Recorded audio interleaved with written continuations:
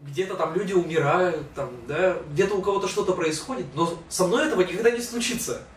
То есть вот такая вот штука сработала. А потом, типа, это случилось, и ты такой, оп.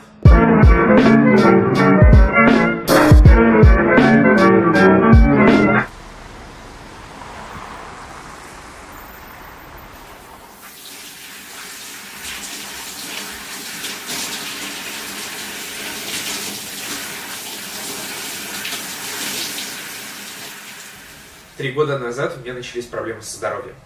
Все началось с того, что я упал, ушиб ногу, все это дело затянулось, у нас медицина в России ничего с этим не делала.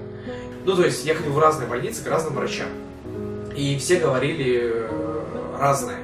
То есть кто-то говорил, что у меня ушиб, кто-то говорил, что у меня со связками проблемы, кто-то говорил, что я просто хочу от армии откосить, кто-то говорил, что это психосоматика и мне нужно лечь в психиатрическую больницу вообще.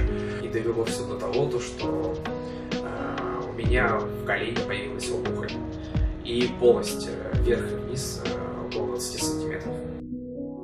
Моя вина в этом тоже есть, потому что нужно было узнавать, нужно было серьезнее отнестись к своему здоровью. Но мне тогда даже 18 не было. То есть я тогда думал совершенно о другом.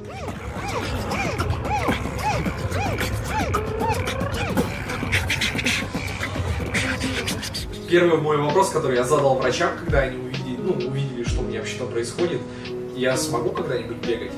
Скажите, типа, честно. Я занимался легкой атлетикой в свое время, да и в принципе со спортом всегда дружил. И врач такой: сомневаюсь. Вот.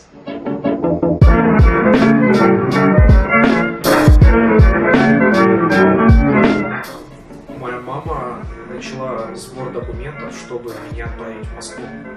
Спустя кучу неимоверных усилий, слез и тому подобное мы добились этого, потому что у нас началась неразбериха в плане, типа, у меня проблемы с ногой, но и опухоль. То есть хирурги спихивали меня к онкологам, а онкологи спихивали к хирургам, и никто меня брать не хотел вообще. Я уехал в Москву, там мне провели операцию и заменили вот коленный сустав полностью с опухолью, вырезали то, что было с полостью, и поставили эндопротез. То есть металлический коленный сустав и 2 стержня вверх и вниз, которые втыкаются в кость. Нога была своя, но сустав заменили на металлический. У меня было понимание после эндопротезирования, что это далеко не конец. То, что, ну, типа, что-то еще будет. Потому что, ну, просто так это не может закончиться.